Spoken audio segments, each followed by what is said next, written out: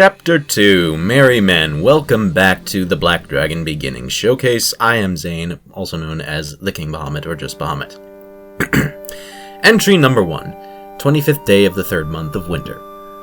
Altair insists that I keep a record of our travels across Roden. For posterity, he claims, though I suspect he hopes it will be discovered by future historians. Nonetheless, I see it as a good opportunity to practice my penmanship, so I will oblige him. It has been close to a full moon's turn since we departed from Adam's Abbey, the monastery in north-central Mercia we call our home. Father Torin, our caretaker, believes it beneficial for every budding brother of our order to undergo a pilgrimage across Roden.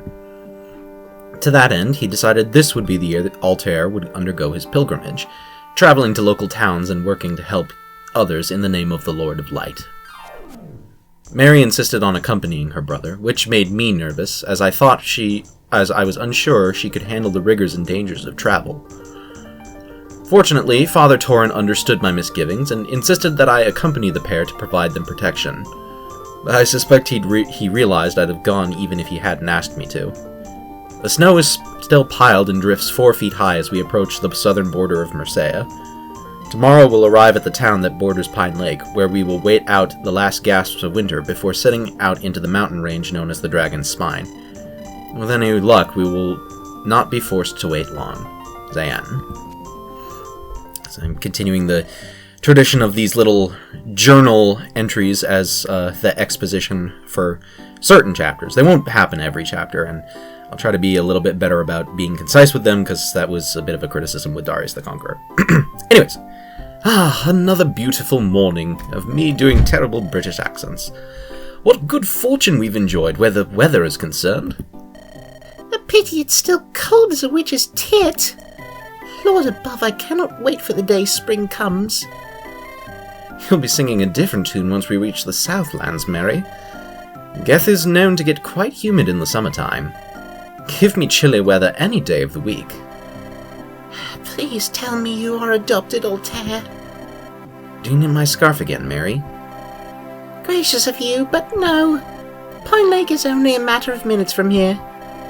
I can keep a stiff upper lip for that long. We would do well to make haste to the town regardless. Midday is drawing near. The sooner we arrive, the more time we'll have to purchase supplies. Yes, of course. Let us be on our way, everybody. Pine Lake. See, I can be quick with dialogue when I want to. Oi, Captain Radke! Seems the town down there's hired self-swords to chase us off. Have they now? How many mercenaries do you count? Looks to me like 6 of them in total. Only 6? What a farce. Those shitwit villagers will be in for quite a surprise once we cut our way past their honour guard. Let's show them why we Black Bears command fear in this region. Aye, Captain. And here they come. Are we ready, everybody? Ready as we'll ever be, Captain Locke. Good. Corinne, you take Phoebe and Tiresias and cover the East Pass. Argus, Rachel, and I will handle the northern front. All this shite for a handful of feckin' coins. We ain't been paid enough to die in this frozen backwater shit heap. You should have demanded another 1,000 from the villagers, Locke. Fie on that, Argus! A noble band of rogues such as us oughtn't beggar the small folk of their hard-earned coin for a noble cause. And have you so little faith in our martial prowess that you think these troglodytes are capable of felling us? Phoebe, they outnumber us nearly 3 to 1. The odds are against us here, like it or not. Pish posh, they haven't got a master mage amongst their ranks like we do. I'm with 5 of those brainless buffoons, maybe even 10 of them. Pay attention, all of you. The only hope we have of surviving this day is to work together. And that means we stay as close together as we can. Merry men, draw your blades, it's time for battle. What is happening here? The lakeside looks to be swarming with people. The vast majority appear to be brigands, from what I can see. Zayan, your eyes are better than mine. Can you spot the mark of their clan anywhere? I can see a bear paw stamped onto the clothes of some of them. The Black Bears. They're the ruling clan of this region. Have been for some time. It's said the floors of their hideaway are decorated with the skins of the people they've killed.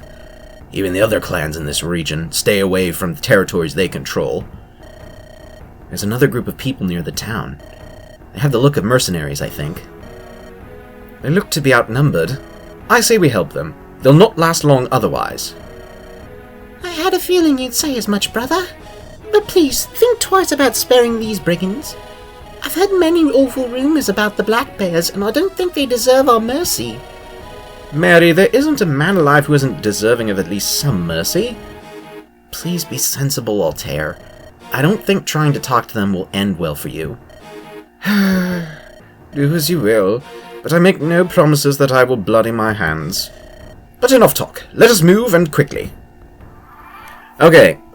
So this map, this is a defeat boss, which means beating this guy, Radke, a bandit with an inflated ego. He's a myrmidon, and his stats look something like this, with a personal skill, quick draw, which gives him a little bit of extra damage. So we have a whole mess of units. We have 7 units total that we have to get through discussing, so let's start with Rast, a former bandit who converted to the faith, seeking repentance. The brigand comes with a steel axe and vulnerary. Yeah, so first boss joins as first proper recruited party member. Weapon ranks, these are his base stats, these are his growths: 65 strength, 10 magic, 35 skill, 55 speed, 35 luck, 30 defense, and 25 resistance, and 90 HP. He's basically all speed, strength, and health, with really bad hit rate. His personal skill, if I can get to it, is Fiery Blood, +4 damage when HP is not at max. So, Rast, I'll admit his bases are not great. If you're playing on hard mode, they're actually slightly worse than his stats as a boss. But he does have one advantage over the other axe user we get in this chapter, which I will talk about later. In the meantime, let's go over the 6 merry men that are down here. Starting with their leader, Locke, the leader of the Merry Men Mercenary Company, prideful. Mercenary, swords for hire who lend their solid offenses to the highest bidder. Comes with a steel sword and a vulnerary. C in rank in swords. He has a talk conversation with Altair this chapter. I believe it's him and Altair and Tiresias the Mage and Mary.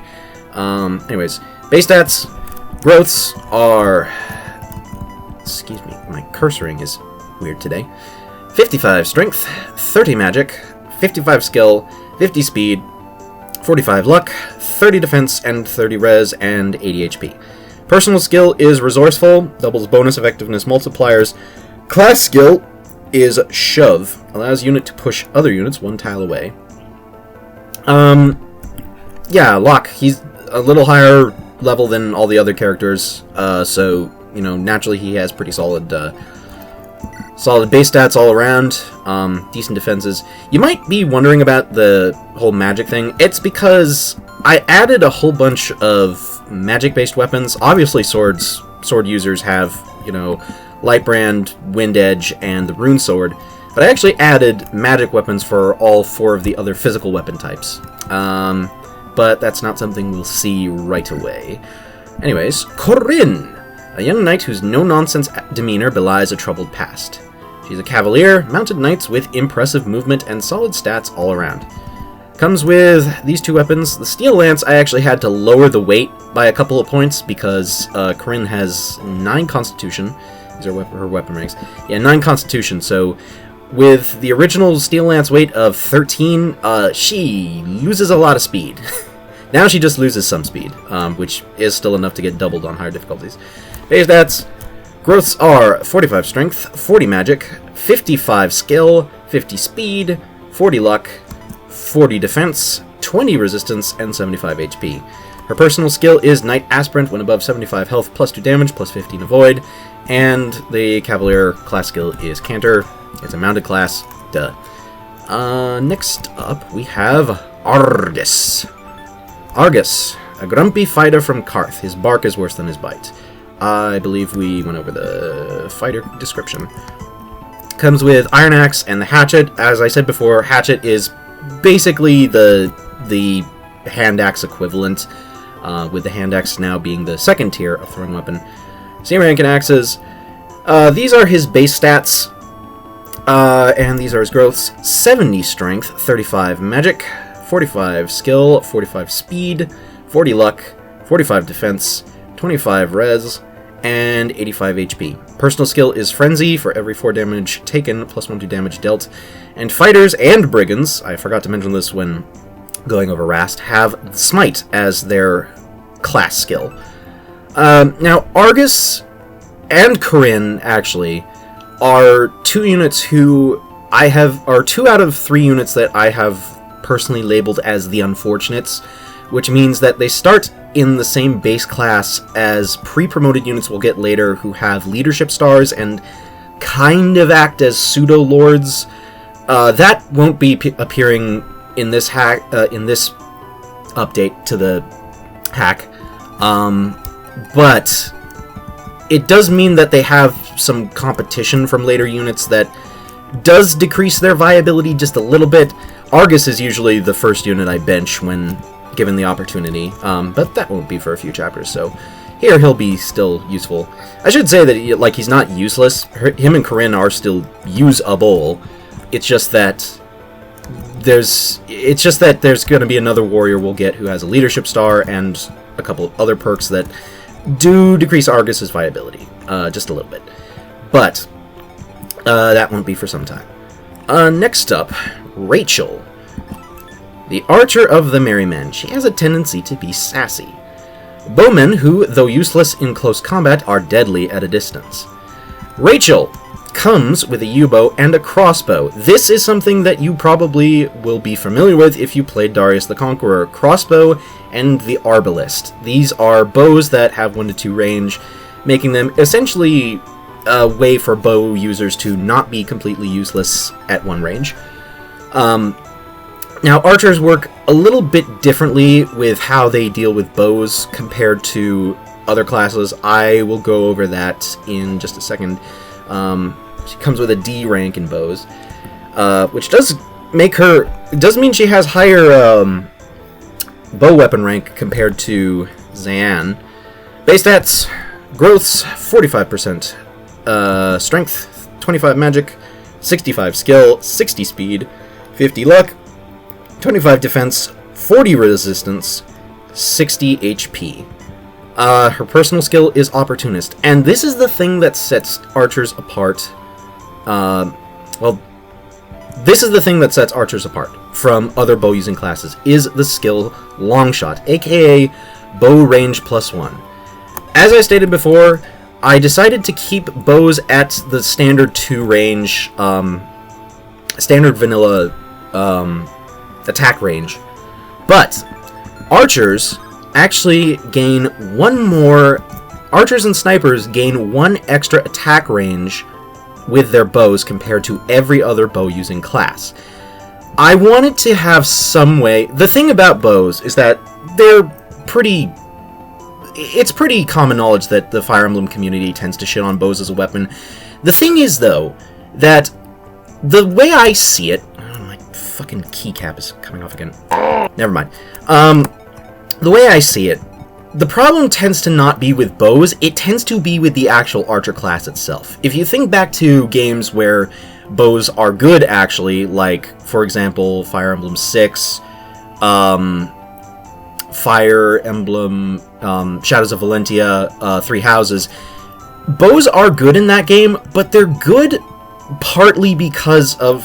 They're good for a few reasons, but I feel like one of the big reasons is that it's because archers are destined to promote to bow knights. They're not forced to be stuck as snipers. But the actual archer class itself tends to be kind of bad, just in general, because it's footlocked, and, you know, bows... Again, their usefulness varies, you know. Sometimes you'll have a game like Path of Radiance or Fire Emblem 7 where effective weapon damage is gimped for no good fucking reason. I have never liked that. But the thing is that here, because of Longshot, archers actually have a utility compared to, say, nomads, nomad troopers, and whatnot. So, and as a result, I actually really like using Rachel. I'm honestly... We won't see the nomad in this update, but when he shows up, I'm actually kind of debating if he's going to be a super consistent part of our team, which is interesting, because normally I'm a much bigger fan of nomads than I am of, like, any other bow-using class. I'm one of the few people who consistently likes using Wrath in Fire Emblem 7, although the chances of me replaying that game tend to be slow. I don't like it very much. Anyways, next unit, Phoebe, the Pegasus Knight. A Pegasus Knight from Demaria. She's cheerful, but a little vain. Pegasus Knights, swift knights who dart through the skies atop a Pegasus wielding lances. She comes with Iron Lance and a Javelin and health restoring D-ranked lances. Base stats and her growths are 35 strength, 25 magic, 55 skill, 65 speed, 50 luck, 25 defense, 45 resistance, and 65 HP. Personal skill is Vanity, gain +2 damage and +10 hit when fighting an enemy at 2 range. Class skill is Canter.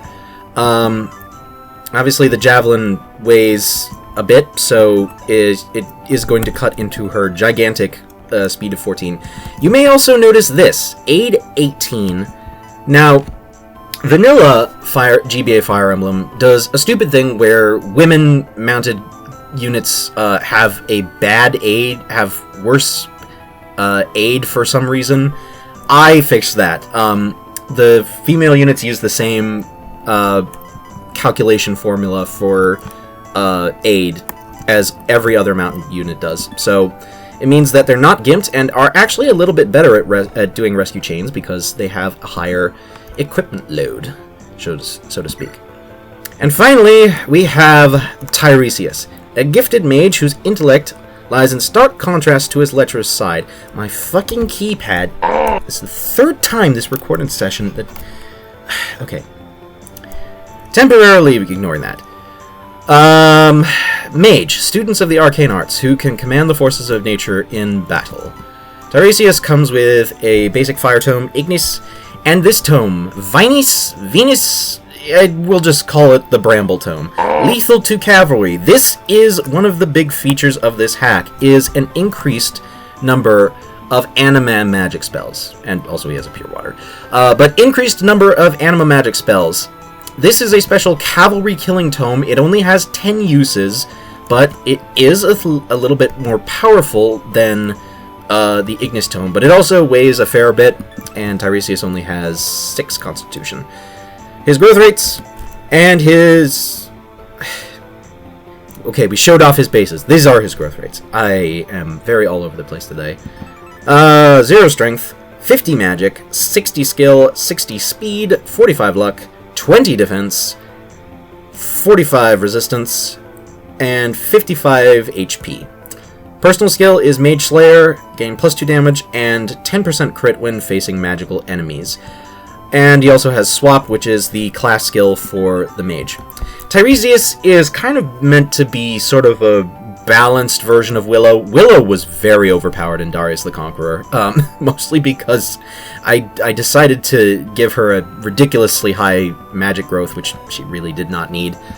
Tiresias is a bit more of like fast, but not necessarily going to do a ton of damage. And Altair obviously has the magic growth that he... that has a higher magic growth than Tiresias. God, I have been editing for most of today. I edited the first episode of this little Let's Play sort of thing. It was funny going back to it with some of the jokes and the cringy things. Okay, but I have spent a long time talking about various units, so let us get right to the gameplay. So let's start with Kuhulan going over here and murking this Cavalier. Now, Rast is a bit of an unfortunate unit, because in addition to not having the best bases, he also has to deal with these two using swords. Which one? Okay, you have a higher hit rate against the steel sword guy.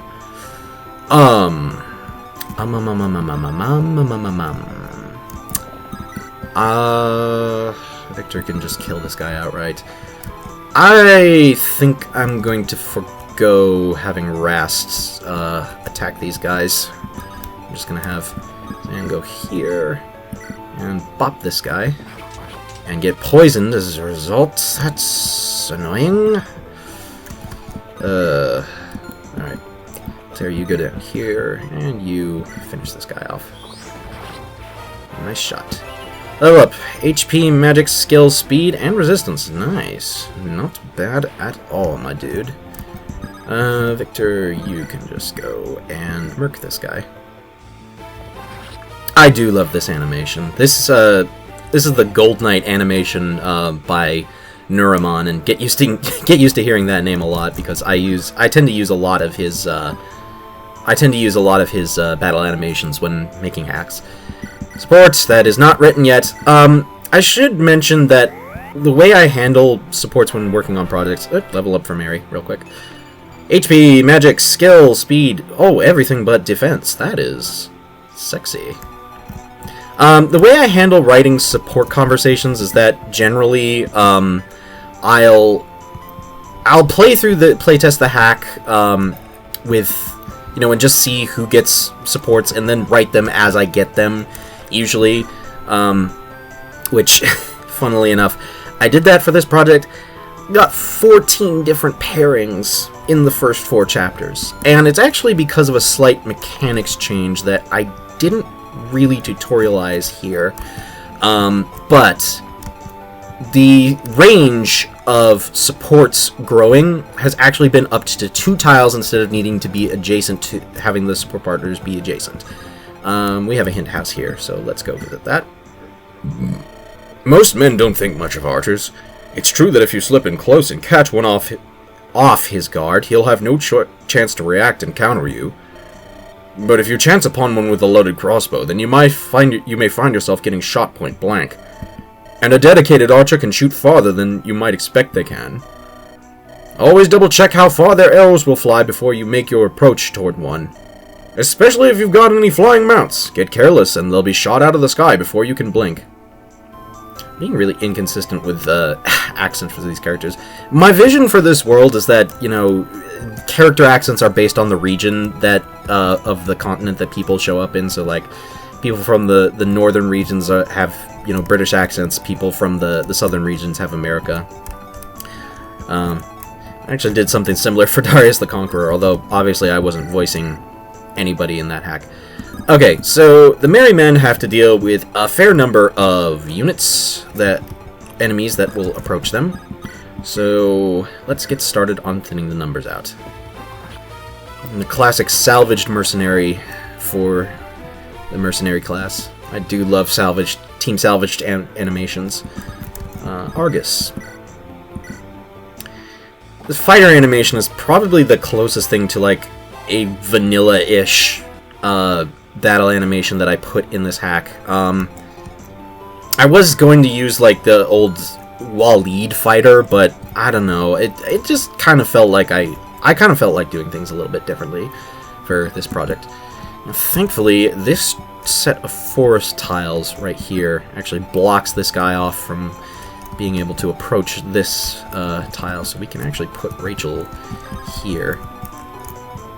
And shoot this guy, but I don't want to do that. Rachel is actually a little bit lower leveled than Corinne. So Corinne, go ahead and bop this guy. She does get doubled because she's getting weighed down by the steel lance, but weapon triangle says, well, only one of those hits will connect. Can't make things easy, now can't ya? Go back this way. Okay. Rachel, shoot this guy. And the classic, I think it's Meat of Justice who made this hunter animation. I like it so much better than the, like, vanilla GBA archer animation. Like, I still like, you know, the Fire Emblem GBA art style, obviously, but the one thing is that certain animations, in my opinion, don't really hold up as well as people like to say. I think that the archer is one of them. The myrmidon is one of them. But like the archer, like the base archer animation, like it doesn't feel like they have any like weight to them drawing back the bow. That's why I use the hunter animation here so much. Okay. Do I want to do here? I'll start with having Tiresias attack this guy at range. Just so there's absolutely no chance of Phoebe getting hit by a poison sword. I finally get to enemy phase. How long has it been? Nice dodge. Nice hit. Yeah. I'm really happy with how the layout of this map turned out, actually. I've been saying multiple times that I want to step up my level design for this project, and I think I actually did a pretty good job with the layouts of a lot of these levels. Like, this level doesn't feel like super boxy or like it's got it's like just a collection of like right angle geometry. It actually feels like somewhat organic. Altair is at 1 HP. I may have made a mistake placing him there, because that cavalier has a javelin, and he may decide that he wants monk for breakfast. Yep, he's going for Altair. Please dodge. Oh, that's the first death. Really? That's the first death. And I didn't save state. After all I've done, all I've sacrificed, none of it truly mattered in the end. At least that one's on me. That's not the fault of, like, bad enemy placement necessarily. That's just RNG decided to be a bitch. I'll see you back where we were. Okay, back to where we were. This time I have Altair a little further back so that he's not getting directly targeted by a bajillion enemies all at once. And thankfully it's... I am at least glad that, like, it's not, like... that it feels like there's a way that I can do it that's... doesn't require me to put my units in a like a super hyper-specific location. Because you can see, you know, the reason that most of those enemies, you know, went in the way they did was because, you know, Altair was there, and it was pretty easy to reduce him to low HP. I mean, he has pretty bad defense, so... But now they're going in different directions because we have different targets to give them. So it matters where you place your units, unlike, say, Chapter 11 of Darius the Conqueror. I'm sorry, I know that there's a reason that I have almost 450 subscribers, and it's because, you know, people actually like Darius the Conqueror. But, like, I go back to some maps on that, and I'm like, I have no idea what the fuck I was thinking with some of this design. You know, it is kind of the lot in life of a creator, is that you'll always be so much harder on your own work than everybody else will. But in the meantime, we have enemies to defeat. Now, these archers will start moving on turn 2, so... this is where things get a little interesting. We need to get rid of as many of these bow users as possible, which will be interesting. Excuse me. Maybe I should not record all of these episodes after I've eaten dinner, because I always seem to be burping at some point. Kuhulan, you do 20 damage. Victor, you do 18 damage with worse hit rate. Kuhulan, you'll... Oh, you can steal vulnerary from him. I do not particularly care. Just weaken the guy. And then Rast can come in and hit him with the steel axe! Watch out, watch out, watch out! I feel like I should watch more wrestling. I used to be a big fan of wrestling back in the day, and I remember enjoying it, but I don't know. I kind of went through like a phase of like, I'm too cool for this. But nowadays, like after watching so many YouTubers talk about wrestling, you know, it actually does kind of seem like one of those things. It actually does kind of seem like something I might enjoy getting back into. You know, even if it may not hit quite the same. We have 2 hint houses here, so we might as well go and check them out. Let's do this one first. Every man's got his own set of skills, things he can do that other men can't. Of course, what those skills are will vary greatly depending on the way he fights. I hear once you reach the 10th level of a class, you'll learn a new skill for you to make use of in battle. But beware, enemy commanders always have a personal skill of their own. Always double check to see what that skill is. Matter of fact, it's probably best to check what skills your enemies have. You don't want to be caught off your guard. Sage advice. It's mostly basic stuff that kind of went over in the commentary. Mary... yeah, Mary, you can go down here. So I'm gonna try and clean up as many of these guys as I can. And on that note, these guys have 9 speed, so there's no way we're doubling any of them. Crossbow does have a bit more accuracy, and it pairs really well with Rachel having the opportunist skill and getting extra damage when people can't counterattack her. I think the crossbow also has a little bit of innate crit, which is why she was able to get that crit. Argus, bonk him on the head. Kabonk. You've also probably noticed the hunters having a skin color. That's kind of deliberate and sort of in place for a later chapter more than anything else. What are your attack range? Okay, so it's pretty unlikely that Phoebe will be in much danger of getting shot by him. And she can knock this guy out.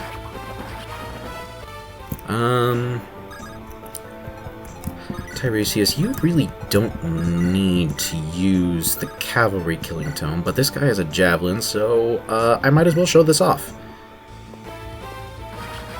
The Bramble Tome with the very Golden Sun ass animation. I do love it, for the record. It's really cool. Having a bunch of like different anima spell types. Wait. I just said that she was not gonna get shot by this guy, and I stuck her in his range by accident. Oh. Whatever. We're just gonna pray to RNGesus on that one. There's one more thing that we have to be careful of on this map. Actually, Corinne... it's not possible to block him off. Oh well. Oh, right. Retreat AI. I forgot about that. That's one thing that... I tend to not remember Retreat AI as a thing because I tend to turn it off for a lot of projects. Anyways, we have 2 reinforcements down here. This is the only reinforcements you'll have to deal with on this map, so don't worry too much. What do I want to do here? You do not have...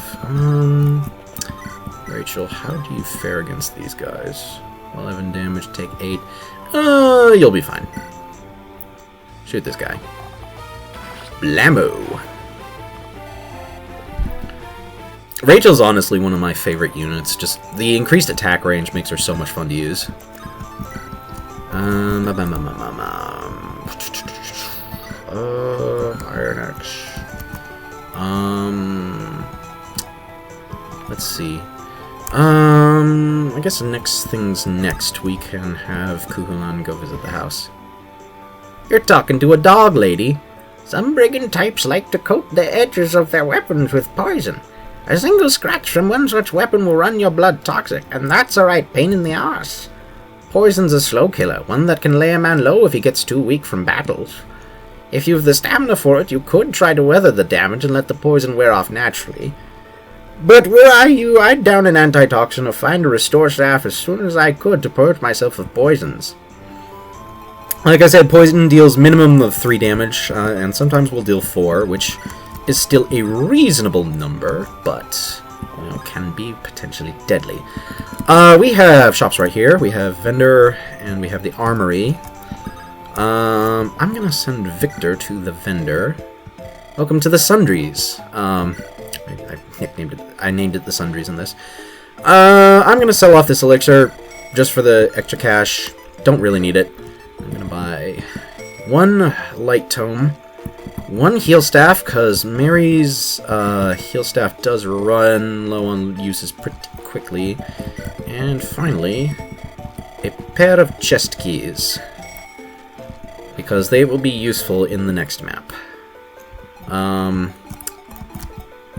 Okay. Altair, move forward a little bit.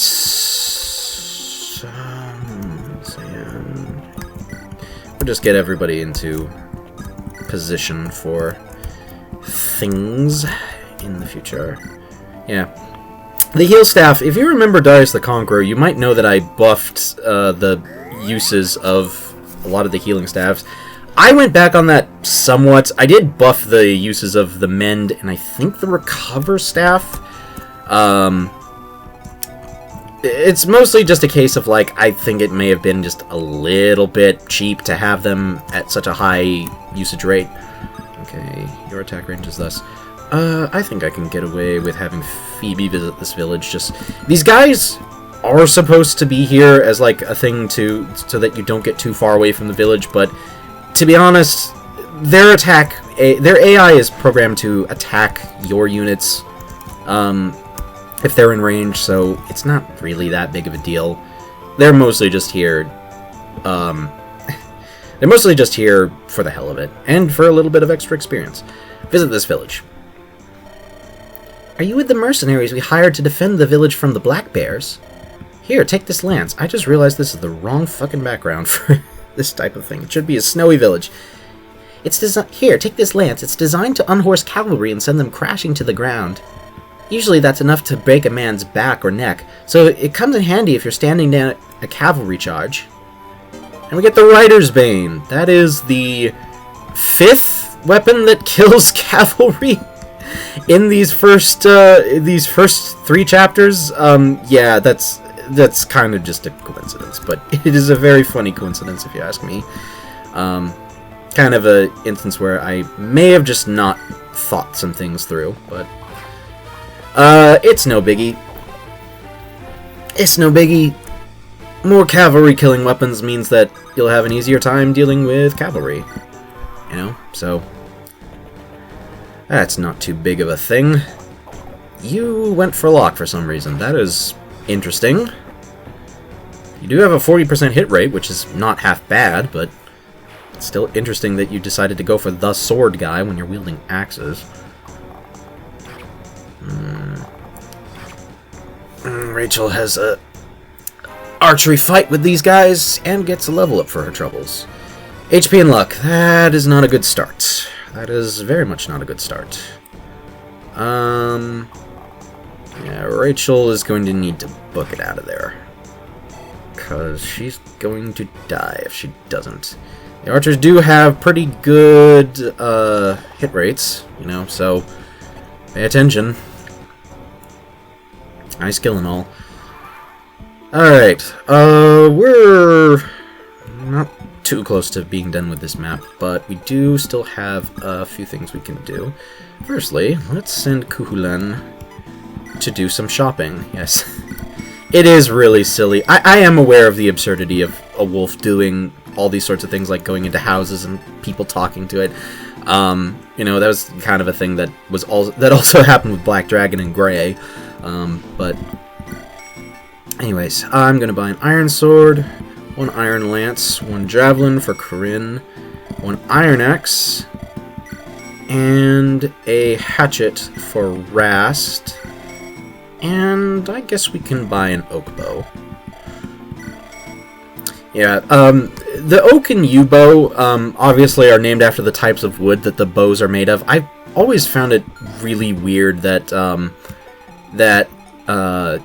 Fire Emblem categorized, like, bows based on the metals used in them, when metals are typically not used in bows outside of, like, the arrowheads, which is not even necessarily a thing.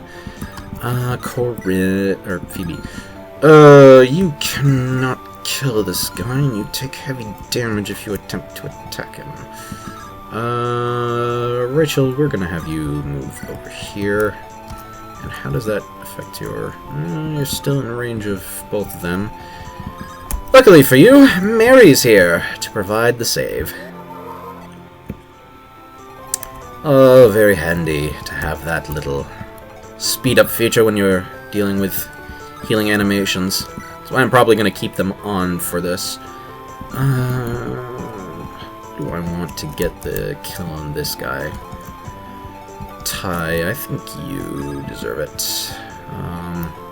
Yeah, Tiresias. So, Locke, you weaken... Oh, don't weaken this guy, because he gets doubled, because he's wielding a hatchet, and the hatchet is surprisingly heavy. Just because it's a throwing weapon, and you have to balance those somehow. Alright. Ty, go and knock this guy out, please. Kaboom. No. I got this house, right? Yes. I'm forgetting what happened, like, a few minutes ago. I'm almost 30, and I'm losing my memory. Okay, real quick thing. This is apparently, like, just a glitch that happens with the Candle Plus skill, where if you select the wait command, it still gives you the leftover movement range. Does anyone know of a patch, of what the patch is that fixes this? Because it was a thing in Darius the Conqueror, and I remember, I think it was Goldblitz did, like, a very quick video where he played through the first couple of chapters of Darius, and he said apparently that, there was a patch that could fix that issue with Candle Plus, but I don't remember, I don't think they actually told me what it is. I think they just said, like, oh, reach out to me and I'll tell you what it is. We have a conversation between Altair and Locke, so let's check that out. Begging your pardon, good sir. You look like you are in need of some assistance. Who are you lot?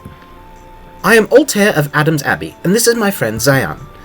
We chanced upon your battle with these black bears and thought you might appreciate some reinforcements. I was wondering why the eastern batch of bungholes was in such disarray. Was that your doing, Lightsworn? You can fight? Altair is spell-touched, as you can tell by his odd-colored hair, and I have some skill with lance and bow. We're plenty capable in a fight. So I can see. Not that we massively needed the help, but an extra pair of eyes watching our arse is appreciated. We merry men can take whatever help we can get. Merry men? There seem to be just as many women in your company as men. It's the name we gave ourselves, but that's not important right now. If you're going to fight with us, then fight. Just don't get in our way. Much obliged, Goodman... Locke. I'm the one in charge here. Much obliged, Goodman Locke. Now, let us rout these cats! Yep. Alright, move everyone into position. And we have archers coming in for battle.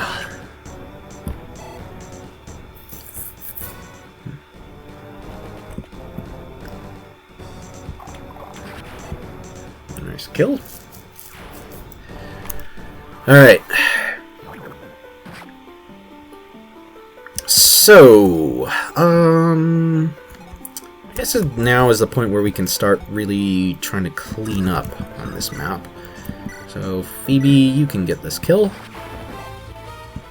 Always gotta make sure to level up our Pegasus Knights as best we can. And we get victory music. It's kind of crazy to me that this victory music was a piece that I wrote more or less, like, back in high school, and I'm still getting use out of it to to this day, I'm getting so fed up with this fucking key. It's the 4th time that this stupid thing is trying to pop off. Stay, damn you! I need to be able to press buttons. So annoying. Okay. So Mary can get a support with Altair. I am not going to do that, because I actually want Altair to support Lan and Cuchulainn mostly. Although I'm not actually sure I'm going to be using Cuchulainn super long term, but I'll decide that later. Anyways, Mary, you heal Rachel up. And then I guess we can start with this talk conversation between Mary and Tiresias. Oh my, what a precious little flower. Hello there, young miss. What is your name? It's Mary. Well met, milady. I'm Tiresias, master mage of the Merry Men. I must say you have the most exquisitely beautiful hair and eyes. That combination of silver and violet is a mark of the blood of old Dragovia, is it not? Yes, it is. Such a rare and precious honor it is to behold a scion of ancient Angaron. I've seen many beauties in my time, but never have I been with a maid of Dragovian blood. Would you do me the honor of sharing a pint with me at the local tavern once this battle's through, milady? Keep your prick in your trousers, you blockhead. We're here to do work, not to ogle women. Ouch, ouch, ouch! Not the ear, Corinne! Please forgive my comrade's behavior. He's an idiot. Thank you, milady. He was making me quite uncomfortable. If you can believe it, his tongue is usually glib enough that the ladies usually swoon right into his bed. How, I'll never understand. I wish more of them would respond with a knee to his balls. Oh, fie on that and a pox on your house, Corinne. It isn't my fault that I happen to be a prodigiously talented mage, so skilled that women could not resist me. And I happen to be quite skilled at showing them a good time for what it's worth. I find that claim dubious at best. In this cult, I'm sure you're even less impressive than normal. I beg your pardon, madam! I like you already, miss. What say we leave this dandy and rejoin the fray, eh? Gladly. After you. Bugger me. Today is simply not my day, is it? Why are we still here? Just to suffer? Tiresias. You win some, you lose some. I do kind of worry that these opening bits of dialogue that Tiresias has might paint him as a very unlikable character, because I do have plans once I start writing supports to, try and give these characters a little bit more nuance.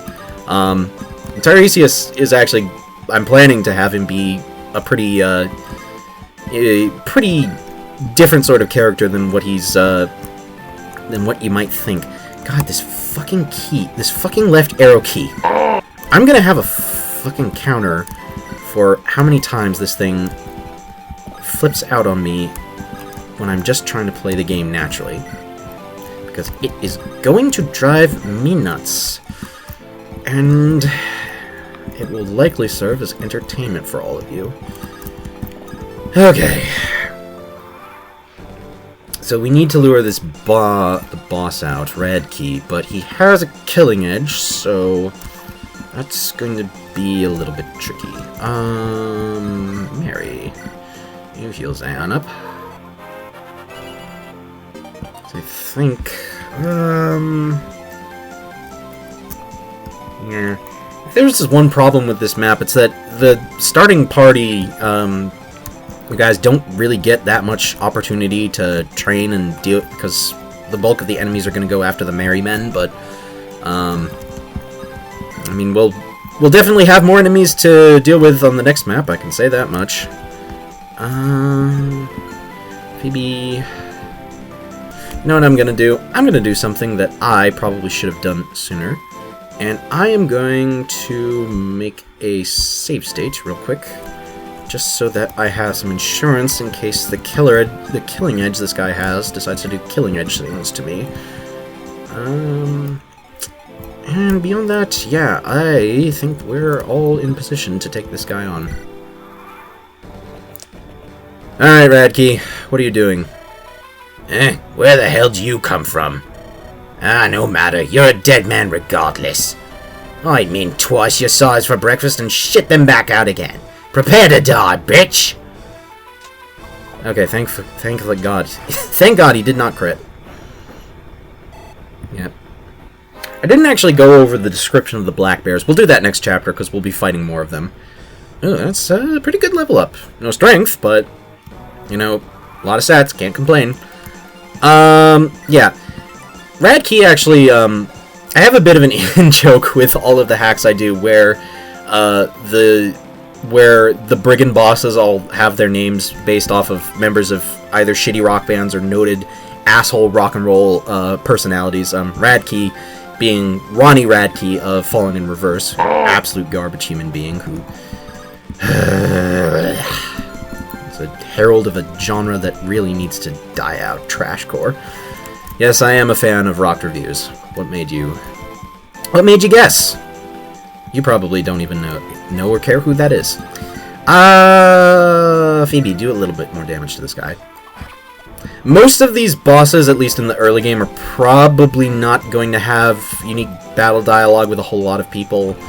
Ty... Who do I want to go with this to? Ty or Zion? Whoops. I think since Ty has worse defense, he probably could stand to use the experience a little bit more. So, but before we do that... can't kill him. That'll kill him. It's not what I was hoping for. Harry, he'll Corinne up just for a little bit of XP. And Ty, take us away. Critical hit animation. Yep. If he gets a crit, you know you hit. When it's the last bit of HP. What? You must have pulled some trick on me to win. Egomaniac. You can definitely tell he was inspired by Ronnie Radkey, if that's the case. Skill, luck, defense, and resistance. No real offensive stats, but I will take it. Still a decent level up. Quick sip of water. Ugh. All that boasting and you still got knocked flat on your arse. Seems to me Lady Luck isn't your friend, brigand scum. Any last words? Spare me, I beg of you! I am but a poor lost soul seeking an escape from this life of thievery. You honestly to expect that pathetic tale of woe? Don't make me laugh. You'd best say your prayers now. Wait, let me speak with him. Are you being serious, Lightsworn? That strikes me as an unwise idea. Most of his men are dead or dying. He's no threat to us. I propose that we at least hear what he has to say before we pass judgment. If at least one soul can be saved today, then I will do what I can to save it. Oh, thank you kindly, Lightsworn. I knew a man of the Lord would understand my plight. Spare me, and I promise I'll do whatever I must to atone. I shall hold you to that oath. Here, take my hand. Look out! Ah! Ha! What a daft fucking clod. You faithful types have all got bees for brains. Altair, no! Damn it, what do we do now? What you'll do is drop your weapons. Elsewise the Lightsworn's throat comes open. I walk free and you blockheads can't do shit to stop me. Now throw down your blades on the count of 3. 1, 2... What? Where did you... Bastard. Zayan! Oh, thank the Lord for you and your quiet feet. Altair, you bloody idiot! You very nearly got yourself killed, and for what? How could you possibly have thought taking a brigand at his word was smart? I didn't think he had a dagger hidden on him. I thought maybe I could have. That was a rash and stupid decision, Lightsworn. Nor was it necessary to take if you needed a clear conscience. You already saved 6 lives today, and countless more in that village. A dirty brigand's life is not worth risking your own for. I Forgive me, everyone. I am so sorry. I do hope you learned something from this, Lightsworn. Next time, you will not be so lucky. Altair, for what it's worth, I think it's admirable you want to see the good in all men. I appreciate the sentiment, Zion, but the fact is, I made a mistake today. A grievous error. And that is something I must take responsibility for. Altair. Well done, merry men! We owe you our lives for keeping those black bears from our gates. We had a little unexpected assistance, but it was nothing we couldn't have handled ourselves. Now, about that 1,000 gold we were promised. Yes, about that. I had my watchman keep an eye on your battle, and during the skirmish, he spotted what looked to be one of the bear's scouts sneaking away into the forest. I fear that if he alerts the rest of the clan of what happened here, the bears will come seeking revenge against us. We'd never survive a reprisal from them. Would it be possible for you to capture the scout before he sends them word? That depends. Can you spare us another 1,000 gold in addition to what you have now? Another 1,000? You cannot be serious! It was 3 moons worth of work to gather this first 1,000. 2,000 is out of the question. We cannot do it. Then I'm afraid there's naught I can do for you. I wish you the best of luck, Elderman. Good men, look! I am appalled! I know you are a mercenary, bound by coin rather than chivalry, but to be so callous as to abandon these people in their time of need. By the time we track down that scout, he may well have reached the bear's den. If that's true, then we'll be fighting the rest of the clan, and not only him. And fighting another pack of black bears is not worth anything less than 2,000 gold in my eyes. Too great a risk for what we've been promised. Captain, these people are desperate. Sellswords we may be, but there's a reason we took this job in the first place. You haven't forgotten our motto, have you? No, Corinne, I have not. If you ever plan to compromise, I'll consider it. I have it. We'll do it. We'll chase after the scout. You? I admire your bravery, Lightsworn, but you hardly... Let me finish, please. Me and my companions will follow the scout back to the bear's den. Not only that, but we'll bring the remaining brigands to justice. And to make certain we succeed, we will hire you and your merry men to protect us. We will pay the extra 1,000 gold you seek, plus another 1,000. Does that sound agreeable to you? You truly mean to risk your neck for these people? We have the gold, and you have the blades. Twice as many men means twice the odds of victory. It's a generous offer, wouldn't you agree? You're either the maddest bastard that ever lived or the smartest. Either way, I admire your pluck, Lightsworn. Elderman, pay us your 1,000 now. We'll accept the rest once the bears are dead or driven off completely. Then you'll do it. You'll destroy the Black Bear clan for good? You're damned right, Elderman. Tell the lads and ladies to gather their weapons, Corinne. We're going on a bear hunt. Aye, Captain. And that's Chapter 2. I hope you've enjoyed this video. I'm still trying to get the hang of actually providing a somewhat coherent and entertaining commentary experience. But yeah, as always, if you want to play the hack for yourself, link to the patch for the demo is in the description. I have been thinking of a couple of ideas. I've been considering maybe opening up a Discord server for the project, just as mostly just as like a way to you know, to have like a direct line to updates, maybe get some people involved who maybe have a little bit more experience than me, and you know, some possibilities of like, you know, little bits of feedback here and there. I mean, that could potentially be a recipe for disaster, because I've tried that before with Blackjack and didn't end so well. But anyways, I will be back tomorrow probably with the next episode. I've actually been on a pretty consistent pace with recording and editing these chapters, so who knows? I mean, this map didn't take all that long, even with that little fuck up near the beginning. But yeah, I will see you back here next time for Chapter 3. Until then, stay safe, have fun, and I will see you next time.